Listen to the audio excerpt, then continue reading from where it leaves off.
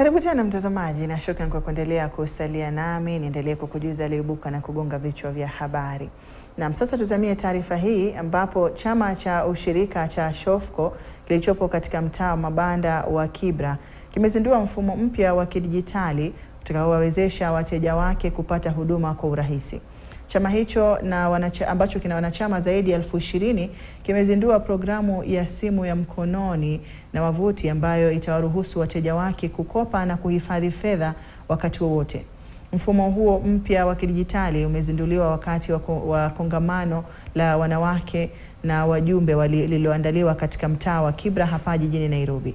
Akizungumza wakati wa kongamano hilo, gavana wa Nairobi Johnson Sakaja amepongeza Shofco kwa kuwa wabunifu na kuzingatia mfumo wa dijitali katika kutoa huduma kwa wateja wake.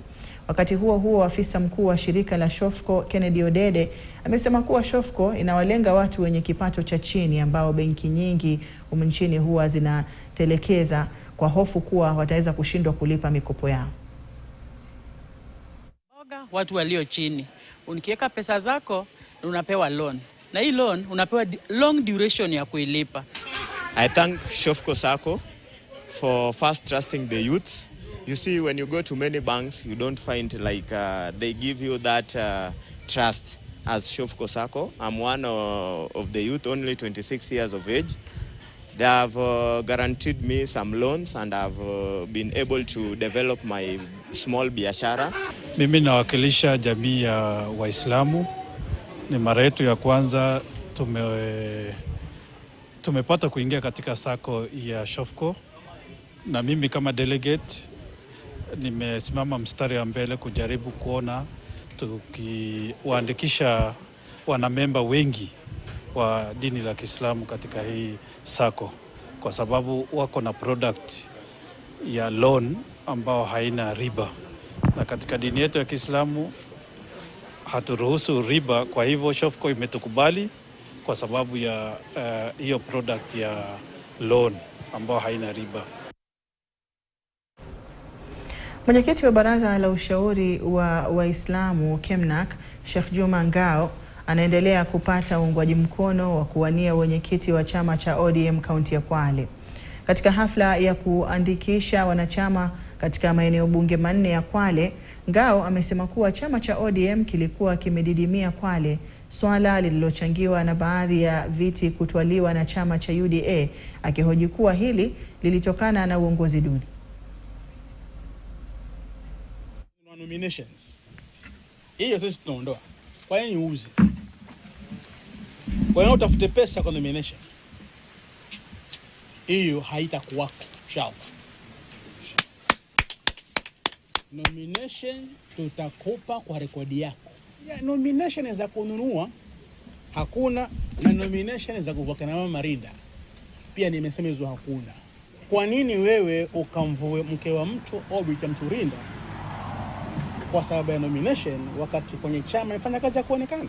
Karibu delegates wote pale nzima wameamua, officials na delegates wameamua kwamba sisi chairman wetu ni Sheikh Juma Ngao.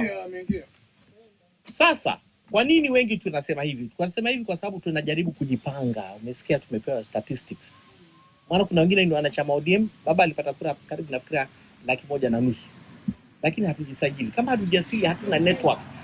Ndio sisi tumesema lazima tutafute chama ngangari. Tutafute ngao ya Kwale kama Sheikh Juma Ngao. Wizara ya Utalii na Wanyamapori imezindua mipango na mikakati itakayohakikisha waathiriwa wa mzozo baina ya binadamu na wanyamapori wamepokea fidia kwa wakati. Akizungumza Alhamisi jijini Nairobi kwenye uzinduzi huo wenye kauli mbiu tuishi kwa amani na wanyamapori, katibu katika wizara hiyo Sylvia Museia aliwahakikishia waathiriwa wote kuwa haitachukua muda kabla ya wao kupokea fidia yao.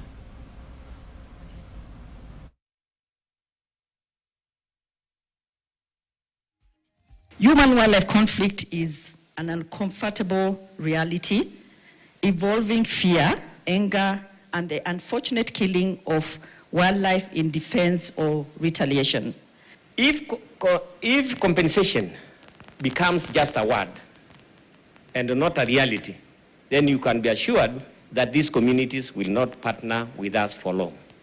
The responses can only be good if we provide resources to the players, provide resources to the researchers in WRTI, provide resources to Kenya Wildlife Service so that they are able to respond with resources.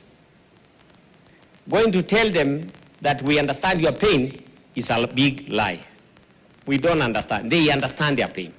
Last week alone, I think I went down to the ground with WWF, where we were giving motorbikes and equipment to small conservancies in Laikipia to aid mobility. Part of the mobility, of course, is to response of human-wildlife conflict, but we also recruited 20 community scouts for the next 2 years under WWF to help the boots on the ground.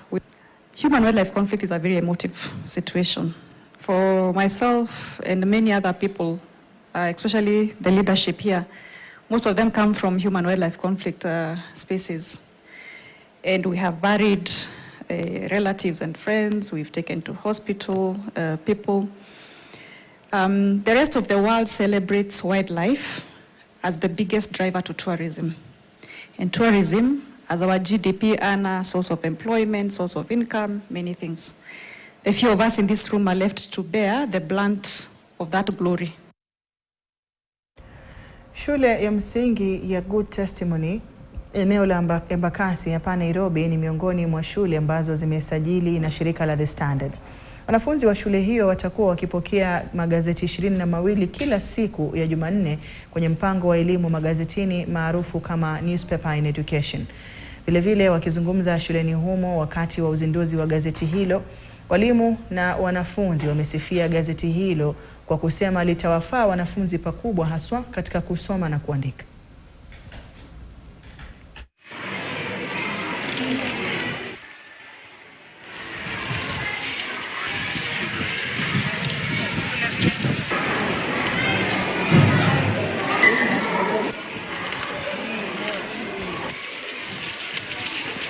As a school, we are proud, we are happy about this initiative, our partnership with Standard Media Group, because it brings about a lot of learning. Besides the normal textbooks, children get to know that they can get information from other sources.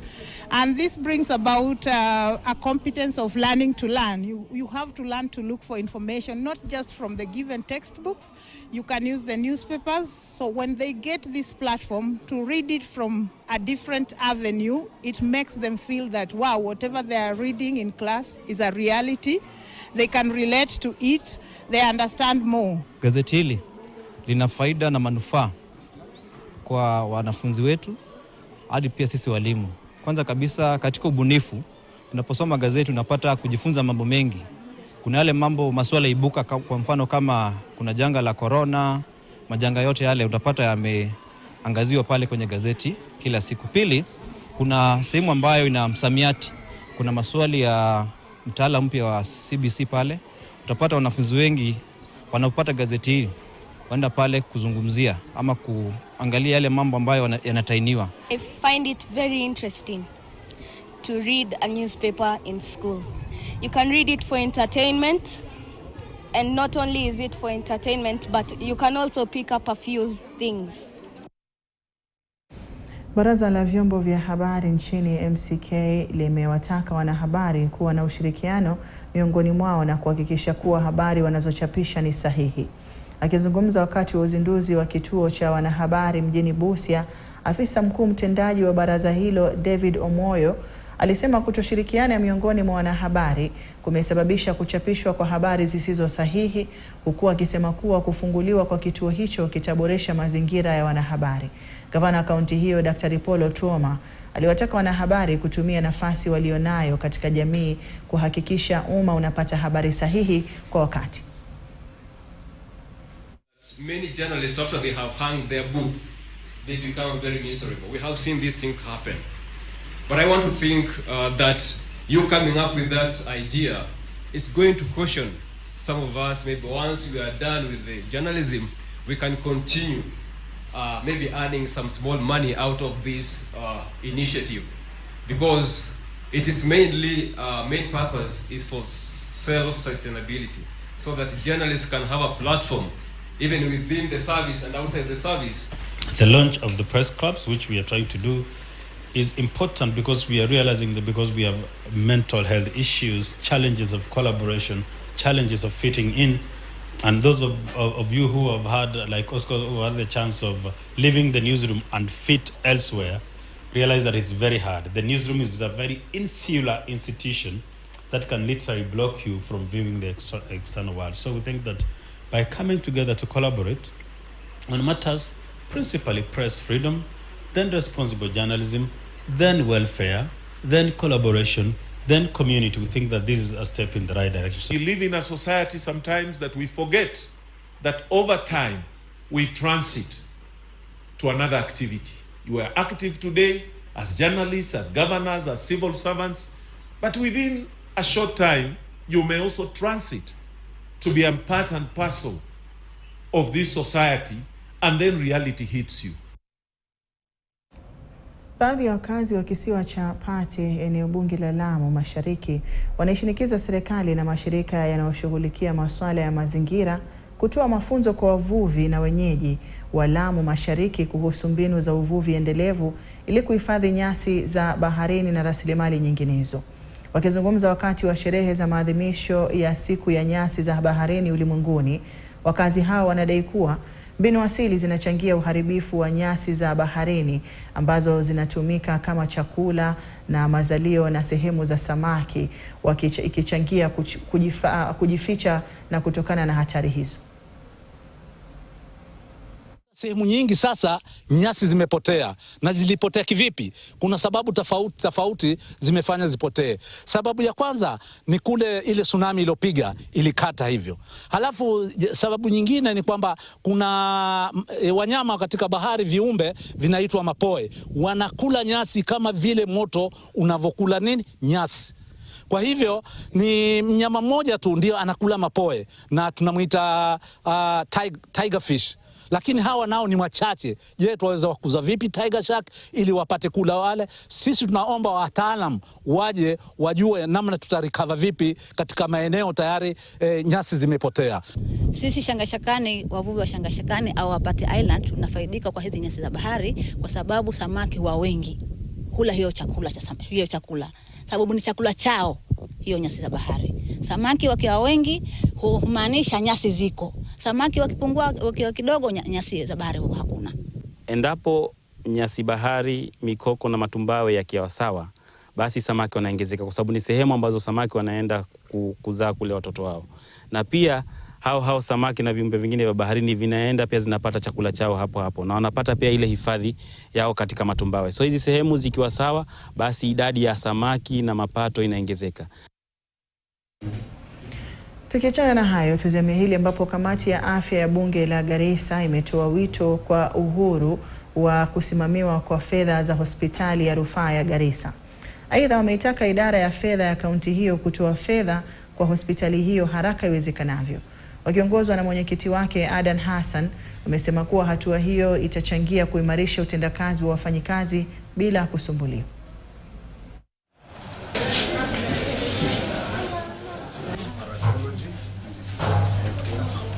The dental X-ray is also out of service for the last 6 months, simply because the central government has already stopped the lease agreement with the contractor, Philips. It is now upon the county government of Garissa to either buy new equipment or to repair, because the hospital and also the county has a lot of money. The lack of drugs is a worrying trend, and we need to get the health management in the county to tell us why KEMSA has not supplied. If it is about money, let us know why the treasury has not released any money. Number 2, on the issue of service delivery, today we met healthcare workers who are dedicated and working under very difficult environment. Health workers who don't have health insurance scheme, health workers who are not paid their leave allowances.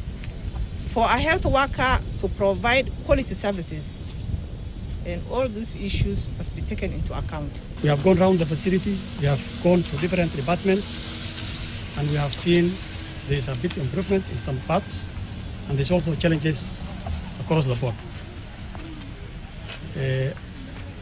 We believe the challenges can be sorted out if the right things happens at the BGH. Na mtaala wa CBC umetajwa kama kigezo muhimu cha kudumisha demokrasia nchini kupitia kwa mafunzo wa wanafunzi kuanzia umri wao mdogo. Masuala ya demokrasia pamoja na kunadhifisha ujuzi katika uongozi ni miongoni mwa mafunzo ambayo watoto wanapokea chini ya mtaala huu. Akizungumza wakati wa uchaguzi wa viongozi wa wanafunzi katika shule ya Shiners Premier jijini Nakuru, walimu na maafisa kutoka tume ya uchaguzi ya IEBC iliyosimamia uchaguzi huo wametaja zoezi hilo kama njia mojawapo ya kufunza demokrasia na uongozi mwema pamoja na uwiano.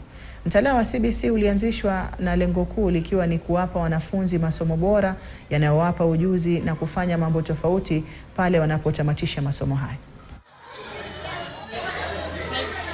Today we are having our prefects election, which is part of the CBC curriculum, and we are bringing in the pupils to vote because it's very important in our society.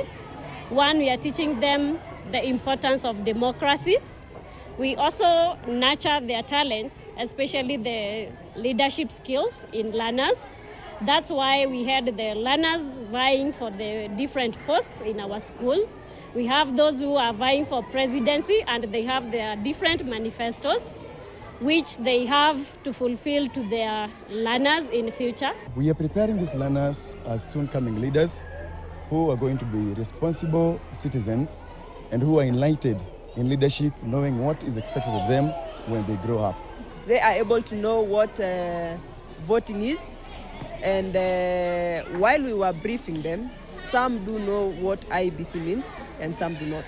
So that means there is the urge to be able to know what is going on with the IEBC or with the elections in Kenya.